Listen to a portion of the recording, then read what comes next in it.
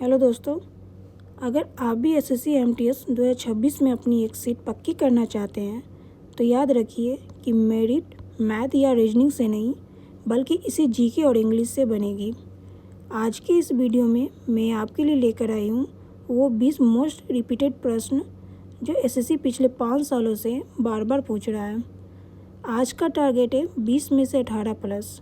अगर आप इतना स्कोर कर रहे हैं तो यकीन मानिए आपकी तैयारी एकदम सही ट्रैक पर है। चलिए शुरू करते हैं। पहला प्रश्न है, जवाहर सागर बांध किस नदी पर स्थित है? चंबल नदी पर स्थित है। ऑप्शन डी सही हो जाएंगे। आगे बढ़ते हैं।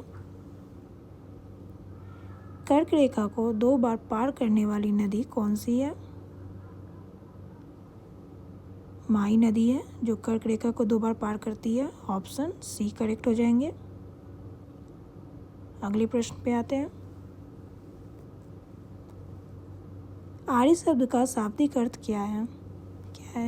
आर्य शब्द का शाब्दिक अर्थ क्या है? तो याद रखिए श्रेष्ठ है। ऑप्शन डी करेक्ट हो जाएंगे। आगे बढ़ते हैं। आज़ाद हिंद फौज की स्थापना कहाँ की गई थी? आज़ाद हिंद फौज की स्थापना तो याद रखिए सिंगापुर में की गई थी। ऑप्शन सी करेक्ट हो जाएंगे। अगले प्रश्न पे आते हैं। सार्क की स्थापना कहाँ की गई थी? तो सार्क की स्थापना की गई थी ढाका में। ऑप्शन बी करेक्ट हो जाएंगे। अगले प्रश्न पे आते हैं। कर्क रेखा निम्नलिखित में से किस राज्य से होकर नहीं गुजरती है? कर्क रेखा निम्नलिखित में से किस राज्य से होकर नहीं गुजरती है? इनमें से ये बताना है। बिहार राज्य से होकर नहीं गुजरती है कर्क रेखा। ऑप्शन ए करेक्ट हो जाएंगे।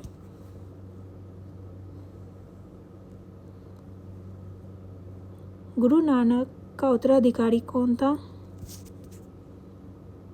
गुरु अंगद थे गुरु नानक के उत्तराधिकारी। ऑप्शन डी करेक्ट हो जाएंगे।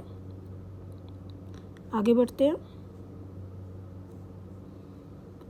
सिख गुरु अर्जुन देव किसके शासनकाल में थे? जहांगीर के शासनकाल में थे सिख गुरु अर्जुन देव। ऑप्शन सी करेक्ट हो जाएंगे। अगले प्रश्न पे आते हैं। महावीर जैन की मृत्यु किस नगर में हुई थी? कहाँ हुई थी महावीर जैन की मृत्यु?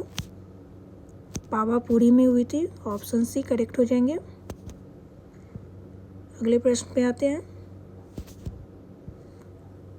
गांधी जी से पहले भारतीय नोट पर किसकी तस्वीर थी? किसकी तस्वीर थी गांधी जी से पहले भारतीय नोट पर? तो याद रखिए अशोक स्तंभ की तस्वीर थी। ऑप्शन डी करेक्ट हो जाएंगे। अगले प्रश्न पे आते हैं। भारत के किस राज्य को कोयले का भंडार कहा जाता है? झारखंड को कहा जाता है कोयले का भंडार। ऑप्शन ए करेक्ट हो जाएंगे। आते हैं अगले प्रश्न पे।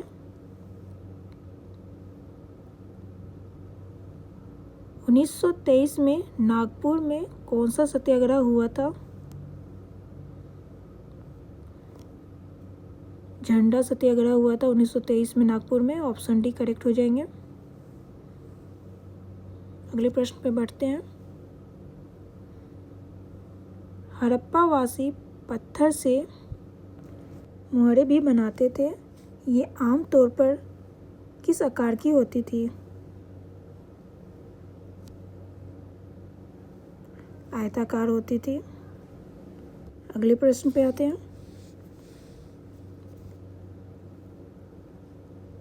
हड़प्पा सभ्यता किस युग की थी? कहाँ से युग की थी हड़प्पा सभ्यता? ऑप्शन ए करेक्ट हो जाएंगे। आगे बढ़ते हैं। निम्नलिखित में से भारत के किस राज्य में पालकी उत्सव मनाया जाता है? किस राज्य में पालकी उत्सव मनाया जाता है?